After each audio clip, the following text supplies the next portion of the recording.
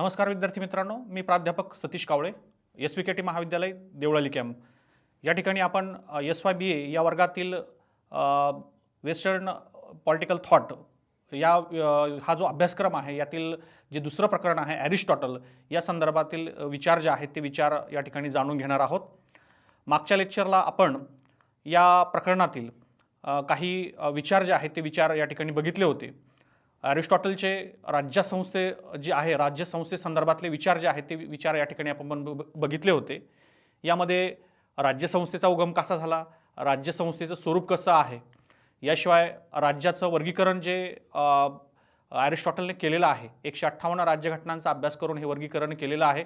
त्या वर्गीकरणाचा विचार जो आहे तो विचार आपण या ठिकाणी बघितलेला होता. याशिवाय ॲरिस्टॉटल या विचारवंतानं राज्याचं परिवर्तन चक्र जे आहे ते परिवर्तन चक्र कशा प्रकारे असतं, राजतंत्र, याशिवाय राजतंत्राचं रूपांतर शेवटी समूहतंत्रात कसं होतं, झुंडशाहीमध्ये कसं होतं आणि परत झुंडशाहीचं रूपांतर परत राजतंत्रामध्ये कसं होतं, या संदर्भातलं जे परिवर्तन चक्र कसं आहे ते त्याचं स्पष्टीकरण जे आहे ते स्पष्टीकरण आपण मागच्या लेक्चरला बघितलेलं आहे. थोडक्यात राज्यसंस्था काय आहे, राज्यसंस्थेचा उगम कसा झाला, त्याचं स्वरूप कसं आहे, राज्याचं वर्गीकरण आणि राज्याचं परिवर्तन चक्र, हे ॲरिस्टॉटलचा जो पूर्ण विचार आहे राज्यसंस्थेसंदर्भातला तो विचार आपण मागच्या लेक्चरला या ठिकाणी बघितलेला आहे. तर या लेक्चरला आपण ॲरिस्टॉटल यांचे क्रांतीसंबंधीचे विचार जे आहेत ते क्रांतीसंबंधीचे विचार या ठिकाणी बघणार आहोत. मग या लेक्चरमध्ये आपण क्रांतीसंबंधीचे विचार बघताना क्रांती म्हणजे काय, क्रांतीचा अर्थ, याशिवाय क्रांतीचे प्रकार कोणकोणते आहेत, क्रांती का होते, त्याची कारणं काय आहेत आणि क्रांती टाळण्याचे उपाय कोणते आहे, या संदर्भातली माहिती जी आहे ती माहिती या ठिकाणी आपण घेणार आहोत. क्रांती संदर्भातील हे विचार आपण ज्यावेळेस बघतोय त्यावेळेस ॲरिस्टॉटलने ज्या 158 राज्यघटनांचा अभ्यास केला त्यावेळेस त्या राज्यघटनांवरून त्याने हे विचार जे आहेत ते क्रांतीचे विचार या ठिकाणी स्पष्ट केलेले आहे. तर आपण या लेक्चरला ॲरिस्टॉटल यांचे क्रांतीसंबंधीचे विचार पूर्णतः या ठिकाणी बघणार आहोत. याशिवाय हे विचार बघण्याचं मूळ कारण काय आहे, त्याचे उद्दिष्ट काय आहेत, तर सर्वात महत्त्वाची गोष्ट आहे ती म्हणजे तत्कालीन जी ग्रीक राजकीय परिस्थिती जी आहे त्या ग्रीक परिस्थितीचा अभ्यास आपल्याला या ठिकाणी करायचा आहे. ग्रीक कालखंड जो आहे तो पूर्णपणे अशांततेचा कालखंड होता. आपल्याला माहीत असेल की ग्रीक संस्कृती अतिशय सर्वश्रेष्ठ संस्कृती त्या काळामध्ये मानली जात होती. त्या कालखंडामध्येच भारतामध्ये सिंधू आणि हडप्पा संस्कृतीसुद्धा अस्तित्वात होती आणि ग्रीक जी राजकीय संस्कृती होती ती श्रेष्ठ जरी असली तरी मात्र अतिशय अशांततेचा कालखंड हा ग्रीक नगर राज्यांमध्ये होता आणि अतिशय मोठमोठी परिवर्तनं जी आहेत ती परिवर्तनं या राजकीय व्यवस्थांमध्ये होत होती. ॲरिस्टॉटलने या सगळ्या परिस्थितीचा आढावा या अभ्यासक्रमामध्ये घेतलेला आहे आणि आपल्याला देखील हे या प्रश्नामध्ये ग्रीक राजकीय परिस्थिती जी आहे त्या ग्रीक राजकीय परिस्थितीचा अभ्यास आपल्याला या ठिकाणी करायचा आहे. दुसरं म्हणजे ॲरिस्टॉटलने ज्यावेळेस ग्रीक राजकीय परिस्थितीचा अभ्यास केला त्यावेळेस तिथे जी परिवर्तनं होत होती ती परिवर्तनं मुख्यतः क्रांतीमुळे निर्माण होत होती आणि म्हणून क्रांती निर्माण होण्याची काय कारणं आहेत, क्रांती का होते, ती टाळण्यासाठी काय केलं पाहिजे, यासारख्या अनेक बाबींवरती विचार जो आहे तो विचार या ठिकाणी ॲरिस्टॉटल या विचारवंतानं केलेला आहे आणि आपल्याला देखील ॲरिस्टॉटलच्या या क्रांतीसंबंधीचे विचार या पूर्ण विचारांचा आढावा या लेक्चरमध्ये आपल्याला घ्यायचा आहे. याशिवाय ॲरिस्टॉटलने जी कारणे सांगितलेली आहेत त्याच्यावरती उपाय जे आहेत ते उपाय सुचवलेले आहेत त्या संदर्भातली माहिती आपण पूर्णतः या लेक्चरमध्ये घेणार आहोत. तर क्रांतीसंबंधी विचार जे आहेत ते विचार बघताना प्रथमतः आपल्याला त्याची क्रांतीचा अर्थ काय आहे ते आपल्याला या ठिकाणी बघायचं आहे. मगाशी सांगितल्याप्रमाणे जो ग्रीक नगर राज्य जे आहेत किंवा ॲरिस्टॉटलचा जो काळ आहे तो अतिशय अशांततेचा होता.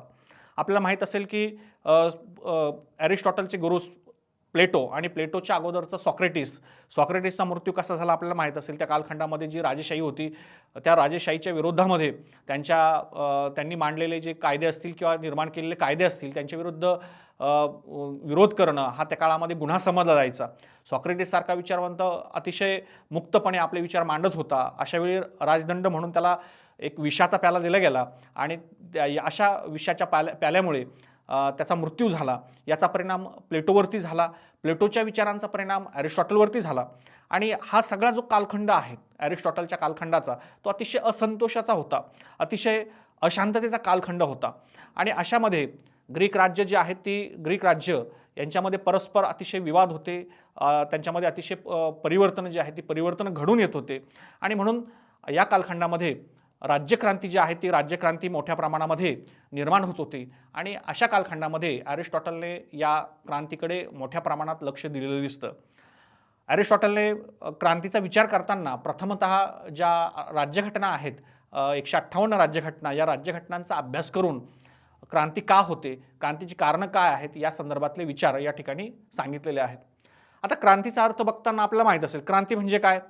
एक साधारणपणे आपण विद्यार्थ्यांना प्रश्न विचारला की आपल्या मनामध्ये सुद्धा येतं की क्रांती म्हणजे काय. एखादी शासन व्यवस्था पूर्णपणे नष्ट करणं किंवा राज्यव्यवस्था पूर्णपणे उखडून टाकणं, त्याच्याविरुद्ध हिंसात्मक दृष्टिकोनातून प्रयत्न करून ती राज्यव्यवस्था उलथून टाकणं म्हणजे क्रांती, असं आपण एक साधारणपणे ढोबळमानाने म्हणू शकतो.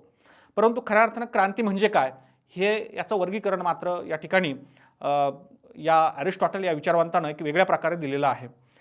त्यांचा अर्थ जो आहे, जो ॲरिस्टॉटल जो विचारवंत आहे तो विचारवंत या ठिकाणी क्रांतीचं उदाहरण देताना किंवा क्रांतीचा अर्थ सांगताना असं म्हणतो की राज्यव्यवस्था पूर्णपणे नष्ट होणं असं नाही, तर त्या संदर्भामध्ये एखाद्या व्यक्ती संदर्भातही क्रांती होऊ शकते किंवा राज्यघटनेमध्ये जी दुरुस्ती होते त्या दुरुस्तीला सुद्धा तो क्रांती असं म्हणू शकतो.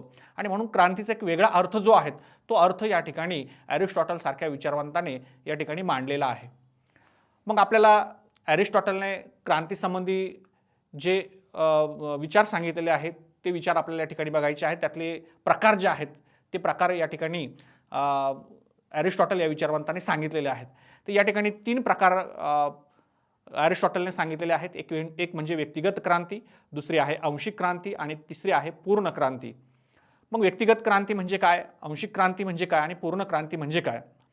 व्यक्तिगत क्रांती या ठिकाणी एखादी राज्यव्यवस्था एखाद्या मोठ्या महत्त्वाच्या पदावर असणाऱ्या व्यक्तीविरुद्ध ज्यावेळेस बंड पुकारला जातो, ज्या व्यक्तीला त्या पदावरून पदच्युत केलं जातं तेव्हा ती व्यक्तिगत स्वरूपाची क्रांती होऊ शकते. किंवा ती व्यक्तिगत स्वरूपाची असते किंवा एखाद्या समूहाविरुद्ध एखाद्या गटाविरुद्ध लोक ज्यावेळेस बंड पुकारतात किंवा त्याच्याविरुद्ध क्रांती करतात त्याला व्यक्तिगत स्वरूपाची क्रांती असं ॲरिस्टॉटल या ठिकाणी सांगताना दिसतो. दुसरं जे आहे ते म्हणजे आंशिक क्रांती. या ठिकाणी ॲरिस्टॉटल जो विचारवंत जो आहे तो ॲरिस्टॉटल विचारवंत आंशिक क्रांती संदर्भात माहिती देताना असं इथं नमूद करतोय की राज्यघटना फार महत्त्वाची आहे प्रत्येक राज्यव्यवस्था टिकविण्यासाठी आणि व्यवस्थित सुरळीत चालण्यासाठी राज्यघटना ही महत्त्वाची बाब आहे. आणि म्हणून ज्यावेळी राज्यघटनेमध्ये काही भागांमध्ये ज्यावेळेस बदल केला जातो, एखादा मुद्दा जो आहे एखादा कलम जे आहे ते जर चुकीचं असेल आणि त्या संदर्भामध्ये ज्यावेळेस दुरुस्ती केली जाते त्यावेळेस त्याला आंशिक क्रांती असं म्हणतात. थोडक्यात काय की राज्यघटनेतल्या विशिष्ट भागामध्ये एखादा बदल करणे म्हणजे आंशिक क्रांती असं ॲरिस्टॉटलने या ठिकाणी सांगितलेलं आहे.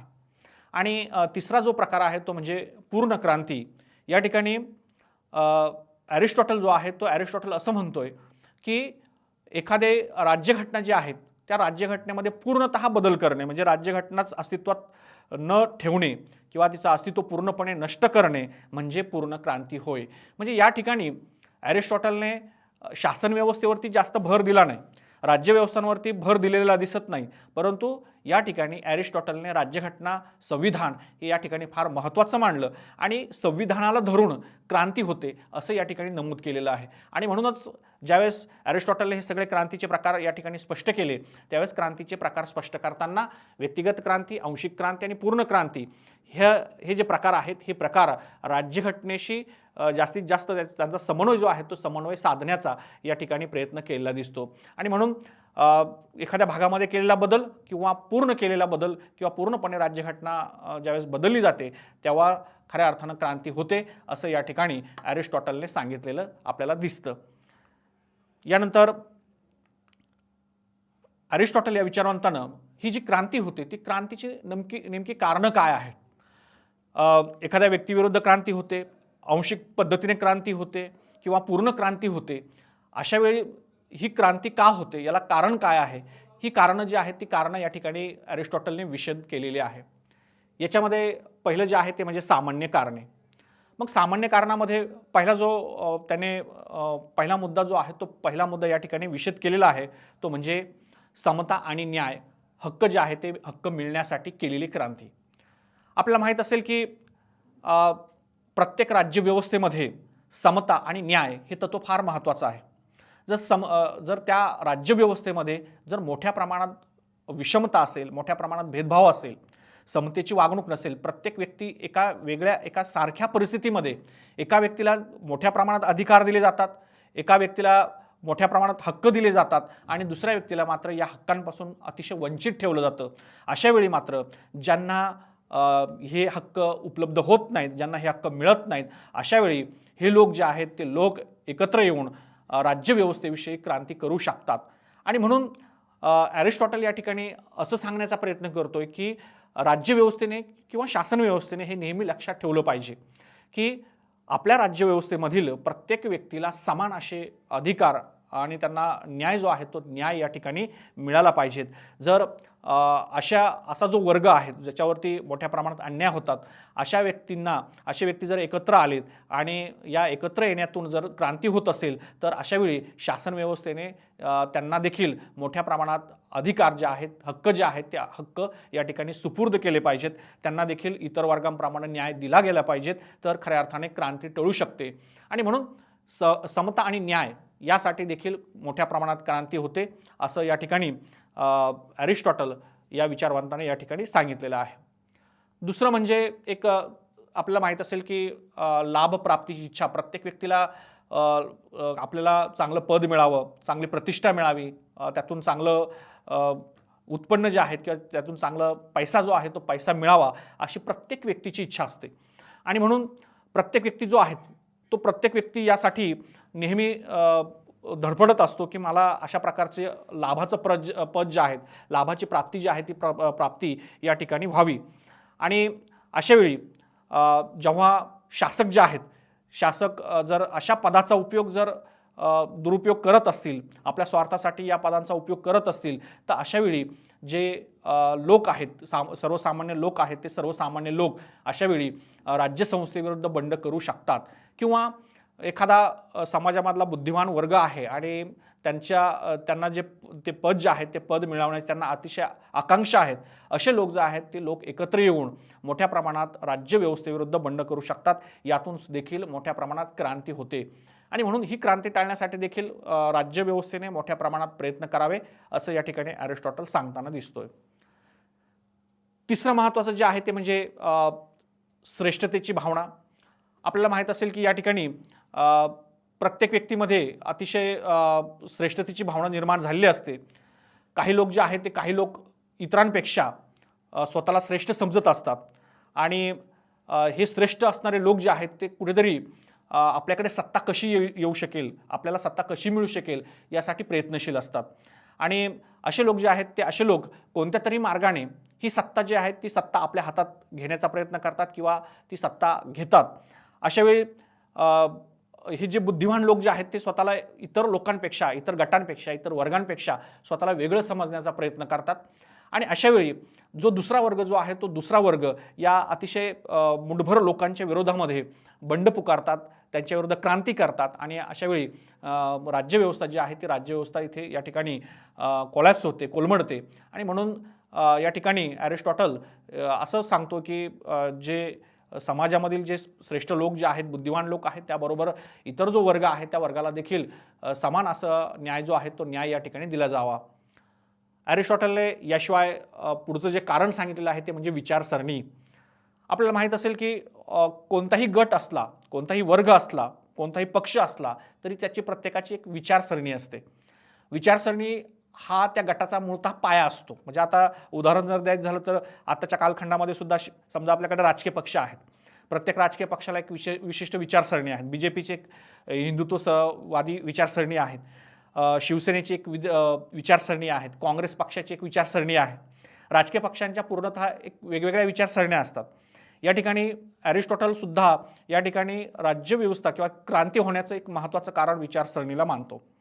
ज्यावेळी एखाद्या वर्गाच्या हाती सत्ता मिळते, एखादा वर्ग ज्यावेळी सत्तेवरती असतो त्यावेळी त्यांची एक विशिष्ट अशी विचारसरणी असते.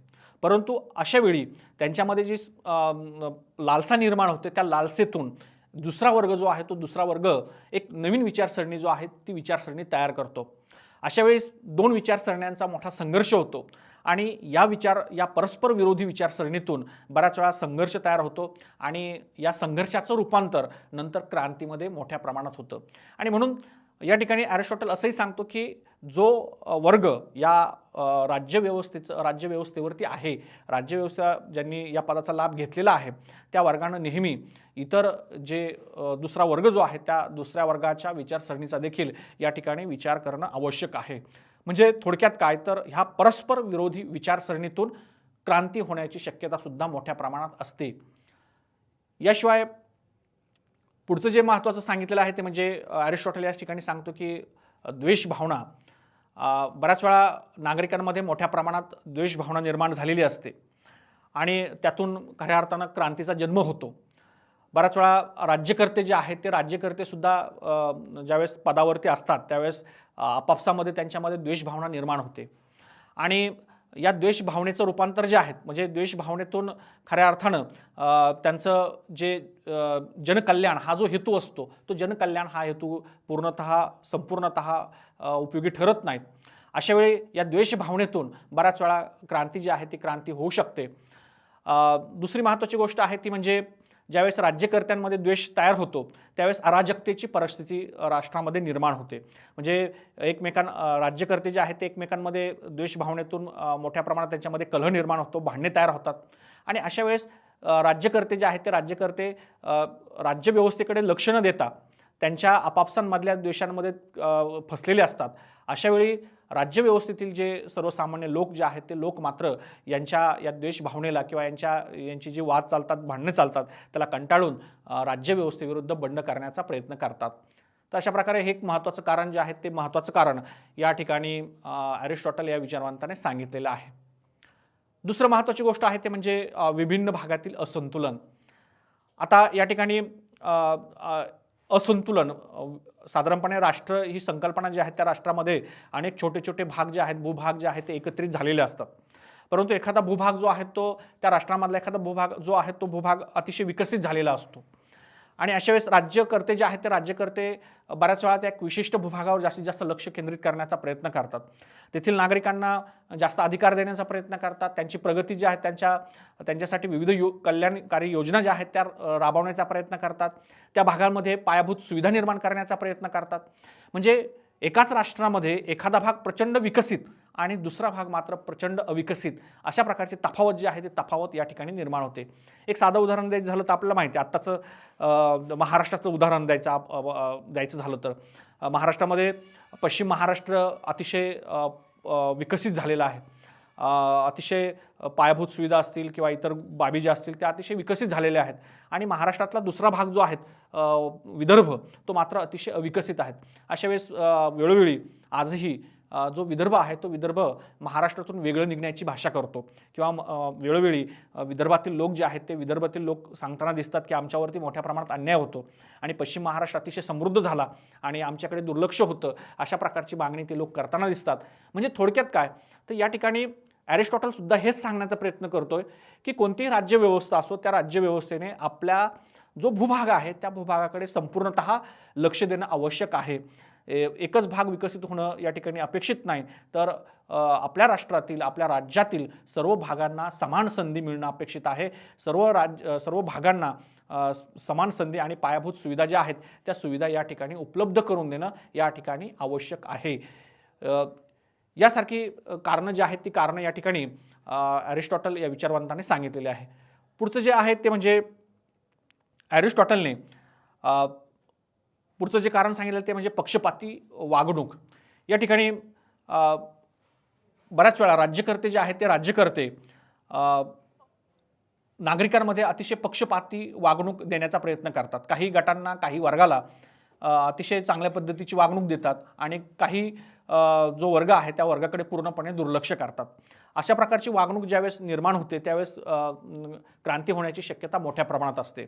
आपल्याला माहीत असेल की जो राज्यव्यवस्थेच्या अतिशय जवळचा वर्ग असतो त्या वर्गाला बऱ्याच वेळा लाभाची पदं दिली जातात. त्यांना राज्यकारभारात भाग घेण्याची संधी दिली जाते आणि मग अशावेळी दुसरा वर्ग जो आहे तो दुसरा वर्ग राज्यव्यवस्थेच्या विरोधात बंड करू शकतो आणि म्हणून हे एक महत्त्वाचं कारण जे आहे की पक्षपाती वागणूक जी आहे ती पक्षपाती वागणुकीमुळे राज्यसंस्था आणि राज्यसंस्थेविरुद्ध बंड करण्याची प्रवृत्ती लोकांमध्ये या ठिकाणी निर्माण होऊ शकते. तर अशा प्रकारे ही सगळी कारणं जी आहेत ती कारणं या ठिकाणी सामान्य कारणं जी आहेत ती सामान्य कारणं या ठिकाणी अरिस्टॉटलने दिलेली आहे. आता आपल्याला क्रांतीची काही विशिष्ट कारणं जी आहेत ती विशिष्ट कारणं या ठिकाणी बघायची आहे. याच्यामध्ये विशिष्ट कारणांमध्ये पहिलं कारण आहे ते म्हणजे एकतंत्रातील क्रांती. आता एकतंत्रातील क्रांती आपल्याला माहीत असेल की अरिस्टॉटलने राज्यघटना 158 राज्यघटनांचा अभ्यास करून राज्यघटनेचं वर्गीकरण केलेलं आहे. त्याच्यामध्ये एकतंत्र जे आहेत एका व्यक्तीच्या हाती सत्ता आणि एकतंत्रामध्ये क्रांती का होते त्याची कारणं काही या ठिकाणी विशद केलेली आहे. आपल्याला माहीत असेल की बऱ्याच वेळा एकतंत्रामध्ये घराणेशाही जी आहे ती घराणेशाही अस्तित्वात असते. म्हणजे राजाचा मुलगा राजाच असतो असं त्या ठिकाणी गृहीत धरलेलं असतं आणि म्हणून त्यांची वंश परंपरा जी आहे ती वंश परंपरा या ठिकाणी चालू असते आणि म्हणून एकतंत्रामध्ये जी क्रांती होते ती मूळतः का होते याची कारणं जी आहेत ती कारणं या ठिकाणी अरिस्टॉटल या विचारवंताने सांगितलेली आहे. आता आपल्याला माहीतच असेल की बऱ्याच वेळा काय होतं की जे राजघराणे असतात त्या राजघराण्यामध्येच राजपदावरून वाद सुरू होतात, भांडणं सुरू होतात. म्हणजे 2-4 भाऊ असतील आणि 4 भावांमध्ये कोणाला राजगादी मिळावी, कोणाला राजा पद जे आहे ते पद मिळावं यासाठी एकमेकांमध्ये भांडणं चालतात आणि मग यातून देशाचं वातावरण कटकारस्थानं जी आहेत ती कटकारस्थानं होतात. मग अशा वेळी याच्यासाठी एक आपल्याला उदाहरण माहीतच आहे. औरंगजेब जे आहेत त्या औरंगजेबानं जवळजवळ आपले सगळे बंधू जे आहेत भाऊ जे आहेत ते मारून टाकलेत आणि वडिलांना मात्र त्यानं जेलमध्ये पाठवलं, कैद केलं. तर अशी उदाहरणं खूप आहेत इतिहासामध्ये आणि म्हणून क्रांतीचं एक महत्त्वाचं कारण आहे की एकतंत्र क्रांतीमध्ये जी राजघराणे असतात त्या राजघराण्यांमध्ये नेहमी संघर्ष सुरू असतो, त्यांच्यामध्ये नेहमी कटकारस्थानं सुरू असतात आणि या सगळ्या कटकारस्थानांना बंडखोरांना अतिशय लोक वैतागलेले असतात आणि यातून एक मोठ्या प्रमाणाची क्रांती जी आहे ती क्रांती या ठिकाणी बळावते. तर अशा प्रकारे क्रांतीचं एक महत्त्वाचं कारण जे आहे ते महत्त्वाचं कारण या ठिकाणी अरिस्टॉटल या विचारवंतांना सांगितलेलं आहे. दुसरं कारण जे आहे विशिष्ट कारणामध्ये अरिस्टॉटल सांगतो की दुसरं कारण आहे ते म्हणजे कुलीन तंत्रातील क्रांती. आपल्याला माहीत आहे की कुलीन जी राज्यव्यवस्था आहे त्याच्यामध्ये जे काही बुद्धिवान लोक असतात त्या बुद्धिवान लोक जे आहेत ते बुद्धिवान लोक शासन संस्था ज्या आहेत राज्यव्यवस्था जी आहे ते राज्यव्यवस्था चालवतात. परंतु या ठिकाणी यांची संख्या जी असते ती अतिशय मर्यादित स्वरूपाची असते. अतिशय कमी लोक ही सत्ता जी आहे ती सत्ता चालवतात. अशावेळी हे लोक जे आहेत ते लोक स्वतःला अतिशय बुद्धिवान समजतात, अतिशय हुशार समजतात आणि अशावेळी आपल्याला माहिती आहे की 4 किंवा 2 हुशार लोक जे आहेत ते 2 हुशार लोक ज्या ठिकाणी किंवा 2 बुद्धिमान लोक ज्या ठिकाणी एकत्र येतात तिथे मतभेद जास्त वाढतात, मतभेद तयार होतात आणि म्हणून हे मुठभर जे बुद्धिमान लोक एकत्र आलेले असतात त्यांच्यामध्ये एकमेकांमध्ये मतभेदाला मोठ्या प्रमाणात सुरुवात होते आणि मग यातून एक विशिष्ट गट जे आहेत ते विशिष्ट गट पडायला सुरुवात होते आणि अशावेळी राज्यव्यवस्था जी आहे त्या राज्यव्यवस्थेकडे दुर्लक्ष होतं आणि या गटतटाच्या भांडणातून किंवा गटतटांमधून एक वेगळी क्रांती जी आहे ती वेगळी क्रांती या ठिकाणी कुलीन तंत्रामध्ये निर्माण होते. तर अशा प्रकारे विशिष्ट कारणामध्ये कुलीन तंत्रातील जी क्रांती आहे त्या क्रांतीचं वर्णन या ठिकाणी अरिस्टॉटलने केलेलं आहे. तिसरं जे आहे ते म्हणजे लोकशाहीतील क्रांती किंवा त्याला झुंडशाही सुद्धा या ठिकाणी अरिस्टॉटलने वर्णन केलेलं आहे. जे अरिस्टॉटलने परिवर्तनाचं चक्र सांगितलेलं आहे त्या परिवर्तनाच्या चक्रामधलं शेवटचा जो पॉईंट आहे, शेवटची जी प्रकार जो आहे तो प्रकार म्हणजे लोकशाही आणि किंवा त्याला समूहतंत्र असं सुद्धा या ठिकाणी म्हटलेलं आहे. आणि या लोकशाहीमध्ये लोकांच्या हाती सत्ता असते. ग्रीक नगर राज्यांमध्ये आता आपल्याकडे प्रत्यक्ष लोकशाही आहे, म्हणजे लोकांचा सहभाग आहे, परंतु लोक अप्रत्यक्ष रीतीने आपले प्रतिनिधी जे आहेत ते प्रतिनिधी या ठिकाणी पाठवताना दिसतात. परंतु ग्रीक नगर राज्यांमध्ये त्या कालखंडामध्ये प्रत्यक्ष लोकशाही होते. नगर राज्यांमधल्या प्रत्येक व्यक्ती हा राज्यकारभारामध्ये त्या कालखंडामध्ये भाग घेत होता. परंतु ज्यावेळी लोकशाहीमध्ये या लोकशाहीलाच पुढे झुंडशाहीचं रूपांतर निर्माण होतं. या ठिकाणी लोकशाही शासन व्यवस्थेमध्ये तिथली जी प्रशासन व्यवस्था आहे ती प्रशासन व्यवस्थेमध्ये असणारे लोक जे आहेत किंवा ती प्रशासन व्यवस्था जी आहे ती नंतरच्या कालखंडामध्ये भ्रष्ट व्हायला लागते. अतिशय अयोग्य व्यक्ती ज्या आहेत त्या अयोग्य व्यक्ती या ठिकाणी निवडल्या जातात. आपण कालच्या लेक्चरला बघितलं की जो समूहतंत्र जे आहेत त्यामध्ये सगळ्या लोकांचा सहभाग असला तरी सगळेच लोक बुद्धिमान असतात असं नाही. त्यामधले काही लोक जे आहेत म्हणजे बरेचसे लोक हे मंदबुद्धी असतात आणि अशा लोकांना सुद्धा राज्यकारभारामध्ये स्थान दिलं जातं की ज्यांना कोणत्याही प्रकारची अक्कल नसते किंवा अतिशय मंदबुद्धी असतात आणि अशा लोकांचे निर्णय जे आहेत ते निर्णय राज्यकारभारासाठी उपयुक्त ठरू शकत नाही. मग अशा वेळी काय होतं की अशा वेळी प्रशासन जे आहे ते प्रशासन अतिशय भ्रष्ट होतं आणि त्यांच्यामध्ये या सत्तेचा उपयोग जो आहे तो सत्तेचा दुरुपयोग मोठ्या प्रमाणात सुरू होतो. या प्रशासनामध्ये बसलेले लोक जे आहेत ते लोक काय करतात की या पदांचा उपयोग आपल्या फायद्यासाठी स्वार्थासाठी कसा करता येईल यासाठी खूप प्रयत्न करतात. म्हणजे भ्रष्टाचारासारखी मोठमोठी प्रकरणं जी आहेत ती प्रकरणं या ठिकाणी निर्माण होतात आणि अशावेळी सामान्य जनता जी आहे ती सामान्य जनता मात्र अतिशय त्यांच्यामध्ये अतिशय असंतोष निर्माण होतो आणि अशावेळी सामान्य जनता जी आहे ती सामान्य जनता या लोकशाहीमध्ये क्रांती करण्यास उद्युक्त होते आणि अशा वेळेस क्रांती निर्माण होते. तर एक महत्त्वाचं कारण जे आहे विशिष्ट कारणामध्ये ते या ठिकाणी ॲरिस्टॉटल या विचारवंतानं सांगितलेलं आहे. एक तंत्रातील क्रांती, कुलीन तंत्रातील क्रांती आणि लोकशाहीतील क्रांती.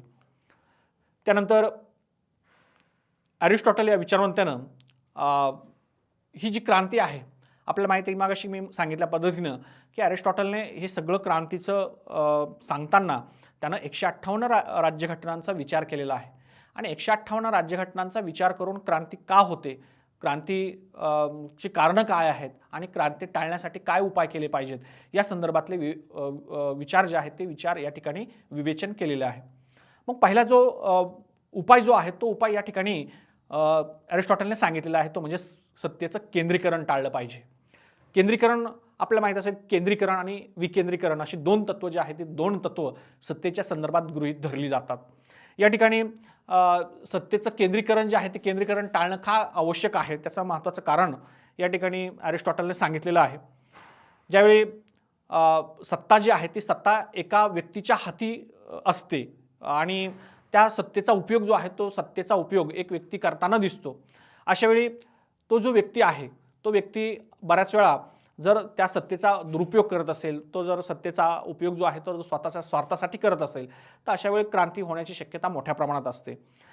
आणि दुसरी महत्त्वाची गोष्ट जी आहे ते म्हणजे जर सत्तेचं केंद्रीकरण टाळलं आणि विकेंद्रीकरणावर जास्तीत जास्त भर दिला तर मोठ्या प्रमाणात जनतेचा सहभाग जो आहे तो जनतेचा सहभाग या सत्तेमध्ये केला जाऊ शकतो. खऱ्या अर्थानं जनतेला सुद्धा या सत्तेत सहभागी करून घेता येऊ शकेल आणि अशा प्रकारे जनताला जी सर्वसामान्य लोक जे आहेत त्या सर्वसामान्य लोकांना देखील सत्तेमधील महत्त्वाची लाभाची पदं मिळू शकतील. अशा प्रकारे सत्तेचं जर केंद्रीकरण टाळलं तर खऱ्या अर्थाने क्रांती जी आहे ती क्रांती टळू शकेल. लोकांना समान तत्वावर समान पातळीवर जर आणलं तर अशा प्रकारे क्रांती टळेल. अशा प्रकारचा एक उपाय जो आहे तो उपाय या ठिकाणी ॲरिस्टॉटल या विचारवंताने सांगितलेला आहे. दुसरा महत्त्वाचा आहे तो म्हणजे समाजातील विषमता नष्ट करणे. आपल्याला माहीत असेल की मगाशी म्हटल्याप्रमाणे की ग्रीक नगर राज्यांमध्ये मोठ्या प्रमाणात विषमता त्या कालखंडामध्ये अस्तित्वात होती आणि काही लोकांकडे लाभाची पदं होती. एक विशिष्ट वर्ग एक तंत्रामध्ये एका व्यक्तीच्या हाती सत्ता होती, याशिवाय कुलीन तंत्रामध्ये काही व्यक्तींच्या हाती सत्ता होती. असे बुद्धिमान लोक असतील त्यांच्याकडे सत्ता असल्याने समाजामध्ये एक स्वतःला एक श्रेष्ठत्वाचं स्थान जे आहे ते श्रेष्ठत्वाचं स्थान त्यांनी निर्माण केलेलं होतं.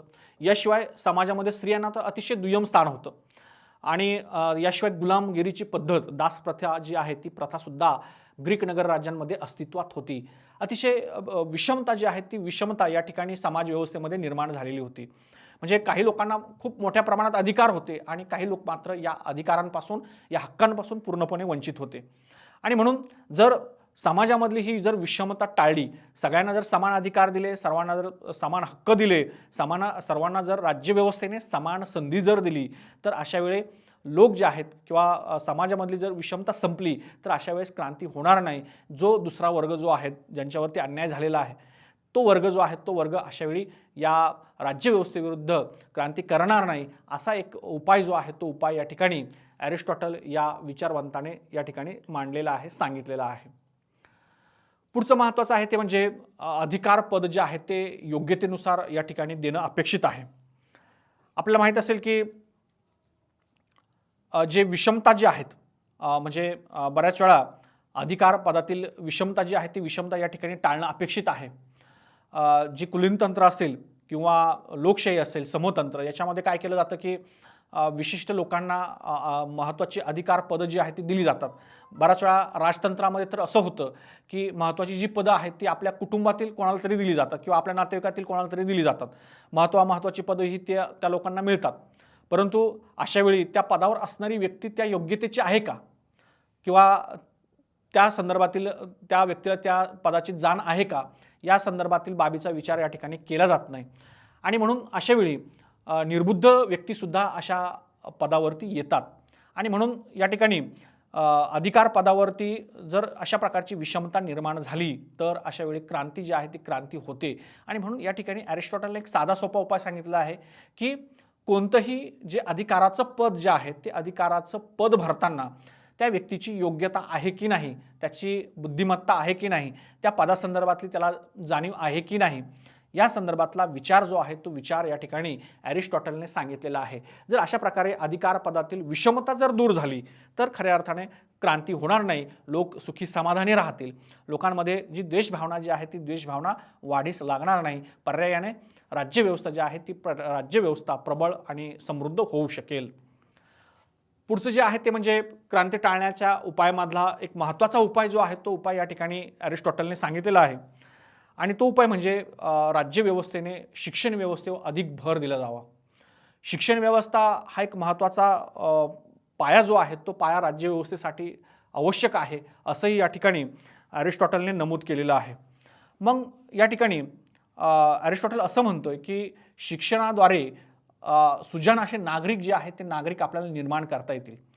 या नागरिकांमध्ये ज्यावेळेस मुलं जे आहेत ते मुलं शिक्षण घेत असतील त्यावेळेस त्यांना राज्यघटनेचं, संविधानाचं महत्त्व जे आहे ते महत्त्व त्यांना विशद करता येईल.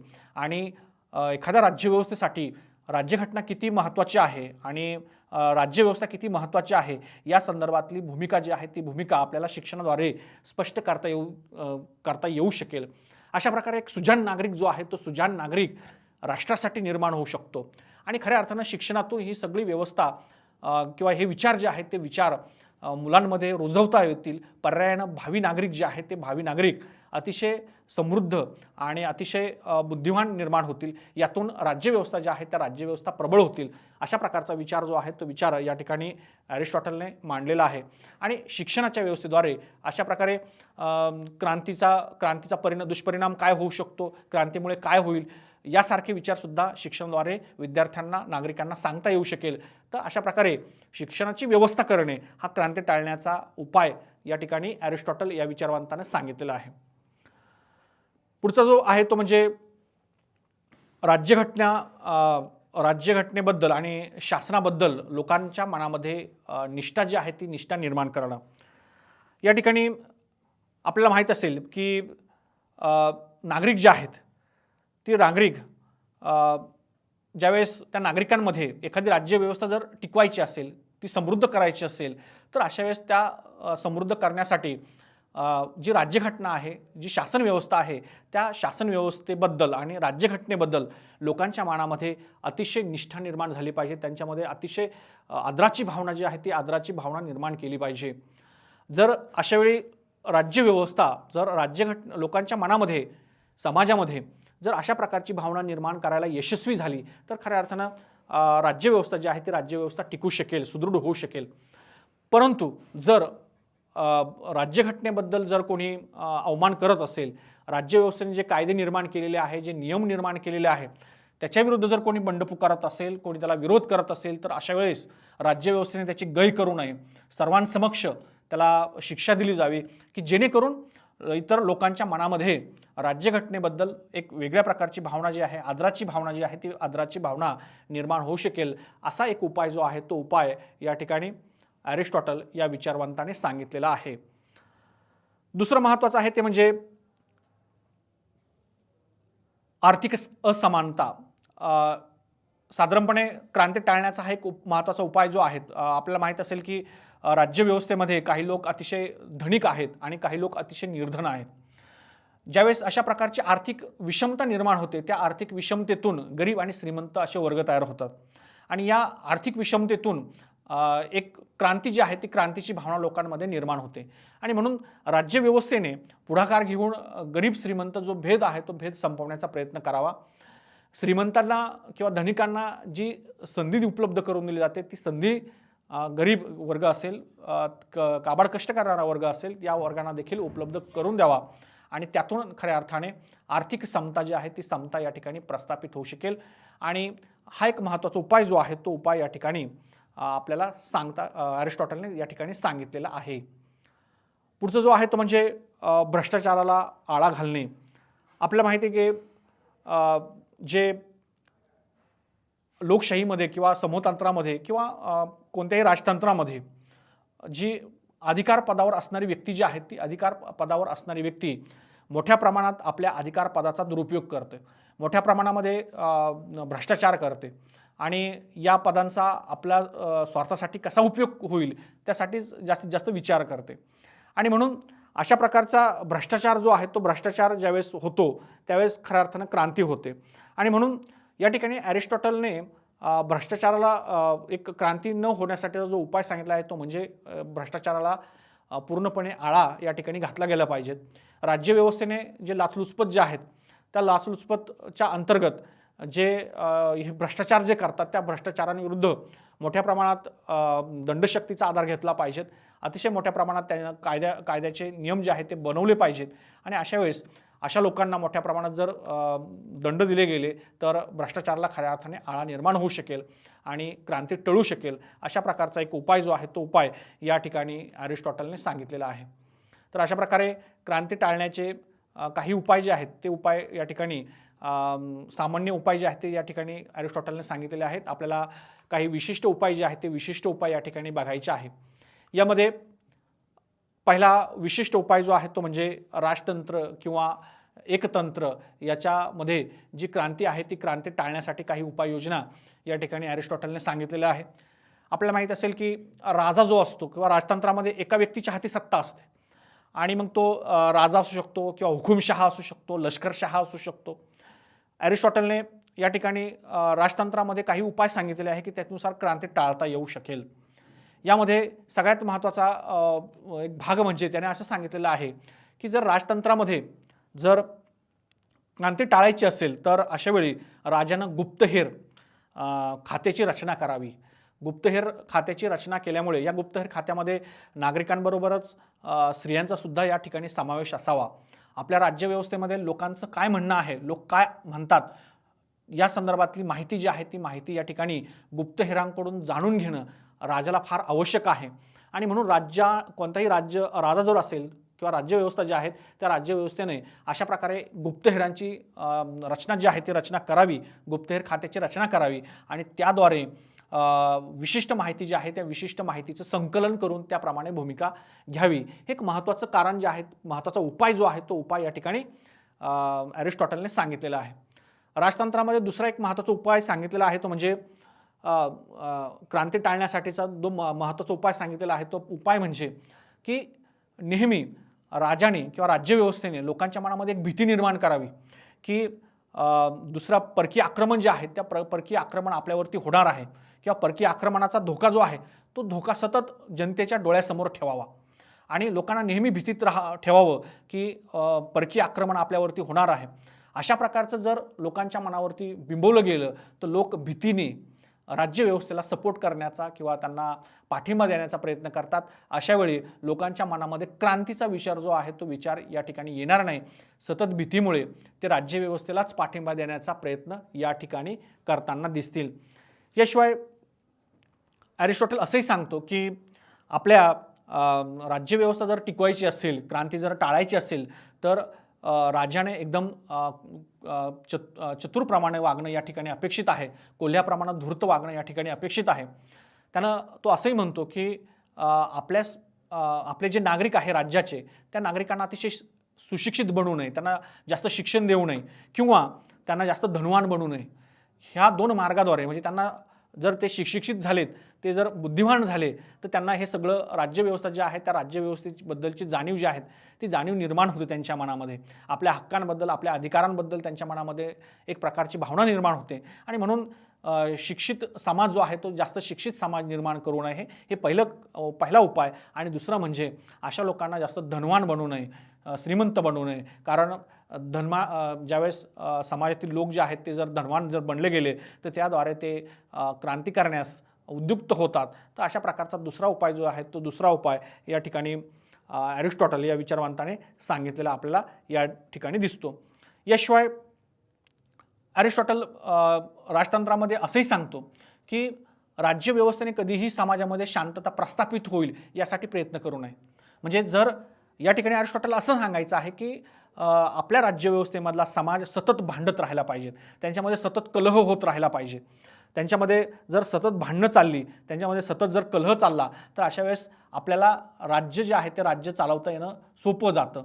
कारण अशावेळी आपल्याला माहीत असेल की फोडा आणि राज्य करा हे धोरण जे आहे ते धोरण या ठिकाणी राबवण्याचं मत जे आहे ते मत या ठिकाणी ॲरिस्टॉटलने सांगितलेलं या ठिकाणी आपल्याला दिसतं. तर अशा प्रकारे राजतंत्रामध्ये या प्रकारचे काही क्रांती टाळण्यासाठीचे उपाय जे आहेत ते उपाय या ठिकाणी ॲरिस्टॉटलने विशद केलेले आहे. याशिवाय दुसरं जे आहेत ते म्हणजे कुलीन तंत्र. या कुलीन तंत्रामध्ये क्रांती होऊ नये यासाठी जे बुद्धिमान लोक, आपल्याला माहीत असेल की कुलीन तंत्रामध्ये काही बुद्धिमान लोकांच्या हातामध्ये सत्ता असते. अशावेळी या ठिकाणी ॲरिस्टॉटल जो आहे तो ॲरिस्टॉटल असं सांगतो की बुद्धिमान लोक जे आहेत ते बुद्धिमान लोक स्वतःला श्रेष्ठ समजण्याचा प्रयत्न करतात आणि पर्यायाने इतर जो वर्ग आहे त्या वर्गाकडे दुर्लक्ष होतं. तर या ठिकाणी ॲरिस्टॉटल असं सांगतो की इतर जो वर्ग आहेत, जो सामान्य वर्ग आहे, जो गरीब वर्ग आहे, त्या गरीब वर्गाशी चांगला व्यवहार जो आहे तो चांगला व्यवहार या ठिकाणी करणं अपेक्षित आहे. जर अशा प्रकारचा व्यवहार जर अशा प्रकारे केला गेला तर अशा ठिकाणी क्रांती होण्याची शक्यता कमी असते. याशिवाय या ठिकाणी जे कुलीन तंत्रामध्ये जे बुद्धिमान लोक आहेत त्या बुद्धिमान लोकांना सुद्धा राज्यव्यवस्थेमध्ये सहभाग करून घ्यावा असं या ठिकाणी ॲरिस्टॉटलने सांगितलेलं आहे. आणि तिसरं जे आहे ते म्हणजे लोकशाही किंवा जनतंत्र. या ठिकाणी लोकशाही आणि जनतंत्रामध्ये सुद्धा काही क्रांती टाळण्याचे उपाय जे आहेत ते क्रांती टाळण्याचे उपाय या ठिकाणी ॲरिस्टॉटलने सांगितलेले आहे. याच्यामध्ये महत्त्वाचं म्हणजे की जे लोकशाहीमध्ये आपल्याला माहीत असेल की याला समूहतंत्र असं सुद्धा म्हणतात आणि म्हणून अनेक लोकांचा म्हणजे जवळजवळ सर्वच लोकांचा समावेश जो आहे तो समावेश या ठिकाणी लोकशाहीमध्ये असतो आणि वेगवेगळ्या पदावर असणारे लोक जे आहेत त्या पदावर असणारे लोक मोठ्या प्रमाणात या पदाचा दुरुपयोग करतात, मोठ्या प्रमाणात भ्रष्टाचार होतो. तर अशा प्रकारची प्रकरणं जी आहेत भ्रष्टाचारासारखी ती या ठिकाणी थांबवली जावीत किंवा जे भ्रष्टाचार करणारे लोक आहेत त्यांना राज्यव्यवस्थेने एक विशिष्ट दंडशक्तीच्या आधारे त्यांना शिक्षित केलं जावं की जेणेकरून लोकांमध्ये लोकशाहीविषयीची किंवा त्या राज्यव्यवस्थेविषयीची एक चांगली भावना जी आहे ती चांगली भावना या ठिकाणी निर्माण होऊ शकेल. याशिवाय लोकशाहीमध्ये जे श्रीमंत लोक आहेत त्या श्रीमंत लोकांच्या संपत्तीचं रक्षण जे आहे ते रक्षणसुद्धा या ठिकाणी केलं जावं. अशा प्रकारचे काही विशिष्ट उपाय जे आहेत ते विशिष्ट उपाय या ठिकाणी ॲरिस्टॉटल या विचारवंताने सांगितलेले आहे. तर या ठिकाणी या लेक्चरमध्ये आपण ॲरिस्टॉटलचे काही क्रांतीविषयीचे विचार समजून घेतले. याच्यामध्ये काही प्रस्तावना आणि क्रांतीचा अर्थ काय आहे ते आपण या ठिकाणी माहीत करून घेतले, समजून घेतले. याशिवाय ॲरिस्टॉटलने काही क्रांतीचे प्रकार सांगितलेले आहेत ते बघितले आपण आणि शिवाय क्रांती टाळण्याची काही उपाय जे आहेत ती उपायसुद्धा आपण या ठिकाणी या लेक्चरमध्ये समजून घेतलेले आहे. यानंतर आपण स्टुडंट असाइनमेंट जे आहे ते असाइनमेंट या ठिकाणी घेणार आहोत. तर पहिला प्रश्न जो आहे तो म्हणजे ॲरिस्टॉटलचे क्रांतीविषयीचे विचार स्पष्ट करा असा एक पहिला प्रश्न आहे. या प्रश्नामध्ये आपल्याला जर प्रश्न 20 मार्कांचा असेल तर आपल्याला कारणं, अर्थ, कारणे आणि उपाय हे सगळे तिन्ही पॉईंट या ठिकाणी घ्यावा लागणार आहे. दुसरा जो प्रश्न आहे तो म्हणजे ॲरिस्टॉटलने सांगितलेली क्रांतीची कारणं काय आहेत ती आपल्याला या ठिकाणी विशद करायची आहे. आणि तिसरा प्रश्न जो आहे तो म्हणजे ॲरिस्टॉटलने जे क्रांती टाळण्याचे जे उपाय स्पष्ट केलेले आहेत त्या संदर्भातली माहिती आपल्याला या ठिकाणी घ्यायची आहे. या संदर्भातलं स्टुडंट असाइनमेंट जे आहे ती सोडवून kavle.satish@mep.ac.in या वेबसाईटवरती तुम्ही आपला असाइनमेंट जी आहे ती असाइनमेंट पाठवू शकतात. याशिवाय काही प्रश्न असतील, या संदर्भातली काही माहिती असेल तर तुम्ही सुद्धा या ठिकाणी पाठवू शकतात. तर पुढच्या लेक्चरला आपण पुढचं प्रकरण जे आहे ते प्रकरण या ठिकाणी सुरुवात करणार आहोत. प्रकरण आहे मॅकियावेली. या ठिकाणी आपल्याला माहीत असेल की इटली या देशातील हा जो विचारवंत आहे मॅकियावेली, या मॅकियावेलीचं आपण जीवनचरित्र पुढच्या लेक्चरमध्ये बघणार आहोत. आणि दुसरं महत्त्वाचं म्हणजे मॅकियावेलीचे मनुष्य स्वभावासंदर्भातील विचार जे आहेत ते विचार या ठिकाणी समजून घेणार आहोत. तर या ठिकाणी आपलं हे लेक्चर संपलेलं आहे. धन्यवाद.